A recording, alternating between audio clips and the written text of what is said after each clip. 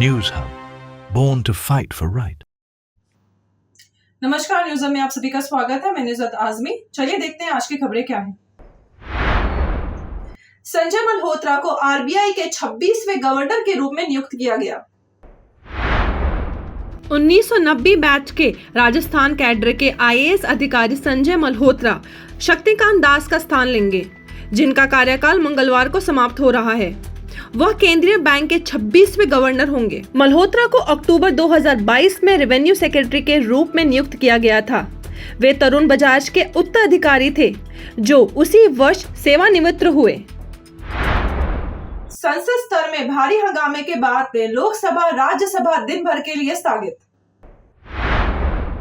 लोकसभा और राज्यसभा में फिर से कांग्रेस के हंगेरियन अमेरिकन बिजनेसमैन और इन्वेस्टर जॉर्ज सोरोस के एलिज्ड संबंधों को लेकर हंगामा देखा गया। विपक्ष ने ट्रेजरी बेंच पर आरोप लगाया कि वह सदन को कार्यरत नहीं होने देना चाहती। 12 बजे तक एडजर्न होने के बाद दोनों सदन फिर से एकत्र हुए, लेकिन दिन के बाकी समय के लिए फिर से स्थगित कर दिए गए। लोकसभा और राज्यसभा अब बुधवार 11 दिसंबर तक सुबह 11 बजे फिर से एकत्र होंगे।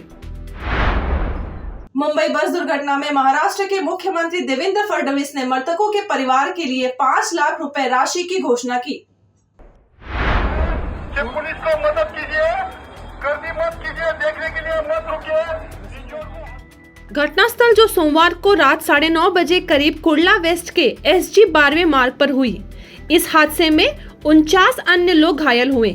हादसे का कारण बताया जा रहा है कि बस चालक ने नियंत्रण खो दिया था और पैदल चलने वाले और कुछ वाहनों से बस टकरा गई। मुंबई पुणे एक्सप्रेस पे 52 स्थानों पर अपराध रोकने के लिए AI कैमरे लगाए गए। AI आधारित कैमरे स्पीड मॉनिटरिंग के अलावा सीट बेल्ट ना पहनना, ड्राइविंग करते समय मोबाइल फोन का उपयोग करना और उचित लेन अनुशासन बनाए ना रखने जैसे उल्लंघनों को भी ट्रैक करते हैं। रेगुलेशन के अनुसार घाटों में हल्के मोटर वाहनों के लिए गति सीमा 60 किलोमीटर प्रति घंटे की रफ्तार से, जबकि अन्य सभी वाहनों को 40 किलोमीटर प्रति घंटे की रफ्तार की सीमा का पालन करना होगा। घाटों के बाहर हल्के मोटर वाहनों को 100 किलोमीटर प्रति घंटे की गति से यात्रा करने की अनुमति है, जबकि अन्य सभी वाहनों को 80 किलोमीटर प्रति घंटे की सीमा तक सीमित किया गया है। प्रदर्शन मार्च के कारण दिल्ली में बांग्लादेश हाई कमीशन के बाहर सिक्योरिटी बढ़ाई गई। भारतीय हाई कमिश्नर प्रणय वर्मा ने कहा कि भारत और बांग्लादेश के बीच संबंध व्यापक और बहुआयामी है और इसे सिर्फ एक मुद्दे तक सीमित नहीं किया जा सकता। यह बयान उन्होंने बांग्लादेश के कार्यवाहक विदेश सचिव रियाज हमीदुल्लाह से ढाका में मुलाकात के बाद दिया। यह मुलाकात उस घटना के बाद हुई जिसमें अगरताला में बांग्लादेश के सहायक उच्चायुक्त की सुरक्षा भंग कर भीड़ ने हंगामा किया था।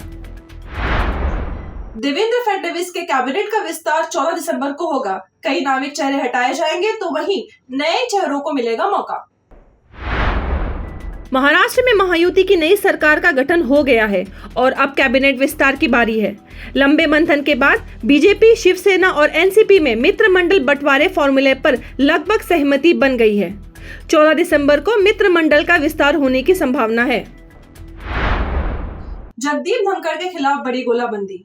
उपराष्ट्रपति पद से हटाने के लिए विपक्षी लाया अविश्वास प्रस्ताव। हाउस को नहीं चलाना ये अगर तय करके आए हैं तो ये democracy, you are killing the democracy, you are killing the. संसद में जारी गतिरोध के बीच अब विपक्ष राज्यसभा के सभापति जगदीप धनखड़ के खिलाफ गोलबंद हो गया है।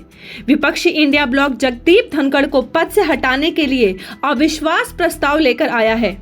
विपक्षी गठबंधन ने 1:37 पर राज्यसभा के सेक्रेटरी जनरल को इस आशय पर प्रस्ताव सौंप दिया है। जगदीप धनखड़ के खिलाफ अविश्वास प्रस्ताव पर 60 सदस्यों के हस्ताक्षर हैं। आज के लिए बस इतना ही। फिर मिलेंगे नए समाचार के साथ। देखते रहें न्यूज़ हब। मैं नुसरत आजमी। धन्यवाद। News Hub, born to fight for right.